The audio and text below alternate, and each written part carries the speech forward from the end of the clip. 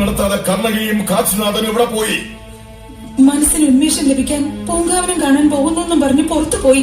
പൂങ്കാവനം കാണാൻ പോയ ഗുരുവും ശിക്ഷയും മടങ്ങി വന്നില്ലെങ്കിൽ ശിരസ് നഷ്ടപ്പെടുന്നത് അവരുടേതല്ല, ചാരുകയുടേതാ. അടിയൻ നിരപരാധിയാണ്. മഹാരാജാവിന്റെയോ ശിഷ്യന്റെയോ അനുവാദം ഇല്ലാതെ പോകരുതെന്ന് അടിയൻ അപേക്ഷിച്ച് പറഞ്ഞതാണ്.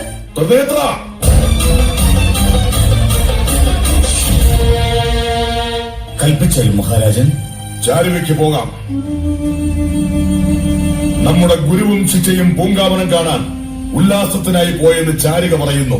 മത്സരത്തിന് ഉറവച്ച് തയ്യാറാകുമ്പോൾ കർണകയും കാശിയും ഇല്ലാതെ വന്നാൽ അത്രത്തോളം ധൈര്യം രണ്ടുപേർക്കും കാണില്ല. പിന്നെ സംശയിക്കാനില്ലല്ലോ, ഗുരുവും ശിഷ്യയുമല്ലേ. പിതാവും മകളുമാണെങ്കിൽ പോലും സംശയിക്കേണ്ട കാലമാണിത്. ഇനി മറ്റൊരു സംശയം ഉദർക്കൻ കൊണ്ടുപോയ രഥത്തിൽ ഉർവശി തമ്പുരാട്ടി എഴുന്നള്ളുമോ എന്നതാണ്. വരാതിരിക്കില്ല, ഉദർക്കൻ കൊണ്ടുവരാതെയും ഇരിക്കില്ല. നമുക്ക് അസുരന്മാർക്ക് എന്തിനാ നൃത്തവും മത്സരവും ഒക്കെ? ഇതൊക്കെ ആ അപ്സരസരെ കൊണ്ട് ചെയ്യിക്കുന്നത് ദേവേന്ദ്രന്റെ മനസ്സിടിഞ്ഞ് തകരുന്നത് കാണാനാണ്. അടിയൻ പൂങ്കാവനം വരെ ഒന്ന് പോയി നോക്കിയാലോ മഹാരാജൻ? പോയി നോക്കണം. അവിടെ ഇല്ലെങ്കിൽ സംശയിക്കണം. കുതിരയെ ദേശത്തിന്റെ അതിർത്തിയിലേക്കും വാരണാസിയിലേക്കും ഓടിക്കോ. കൽപ്പന പോലെ.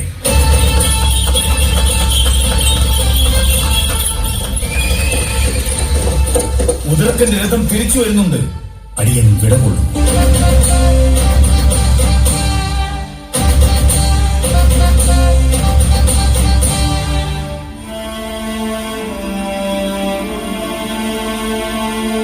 ഉർവശി വന്നില്ല അല്ലേ? വരുന്നു മഹാരാജൻ.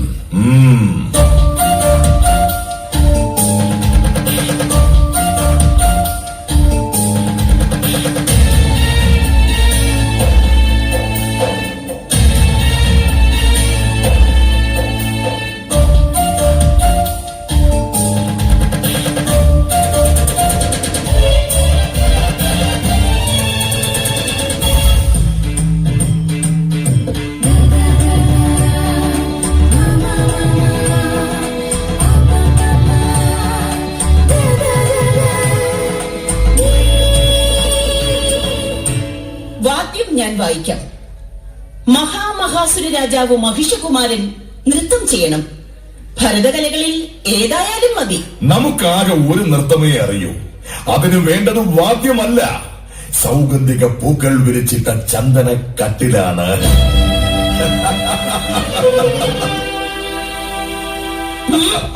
പിന്നെ എന്നെ എന്തിന് 4 ശ്വേതാഷ്ടങ്ങളെ കെട്ടി രഥത്തിൽ കൊണ്ടുവന്നത്? നിർബന്ധിച്ച് എന്നെ കൊണ്ടുവന്ന സേനാനായകൻ ഉദർക്കൻ പറയണം. നൃത്ത മത്സരത്തിൽ പങ്കെടുക്കാൻ ആരുമായി? വാരണാസി പ്രവിശ്യ ഭരിക്കുന്ന ചതുർഭുജ രാജാവിന്റെ ആസ്ഥാന നർത്തകി കർണികയുമായാണ് മത്സരം. മാൻകുട്ടി പുലിയോട് മത്സരിക്കുക.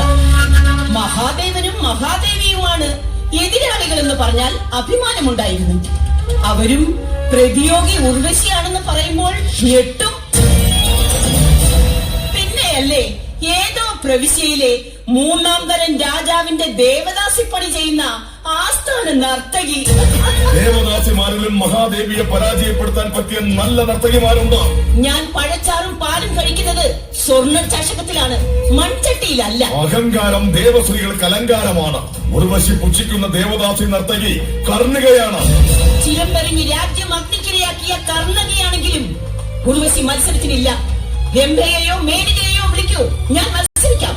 വിശ്വാമിത്ര മഹർഷിയെ ഉടലിന്റെ മായാജാലം കാണിച്ച് ഗർഭം ധരിപ്പിക്കാനല്ല നാം ഉർവശിയെ മത്സരത്തിന് കൊണ്ടുവന്നത്. ഒരു സാധാരണ നർത്തകിയോട് തോൽക്കാൻ പേടിയുണ്ടെന്ന് പറയാൻ മടിയെന്തിന്? കർണിക എന്ന ദേവദാസി നർത്തകിയെ അപ്സരസായ ഉർവശി ഭയക്കുന്നു. തോറ്റു പോകുമെന്ന് ശങ്കിച്ച് അല്ലേ?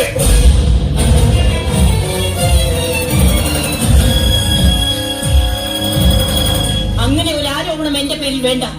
ഞാൻ തയ്യാറാണ്. എന്ന് എപ്പോഴെന്ന് കൽപ്പിച്ചാൽ മതി. ഉർവശി ആരുമായും നൃത്തത്തിന് തയ്യാറാണ്. വിളിക്കൂ അവളെ.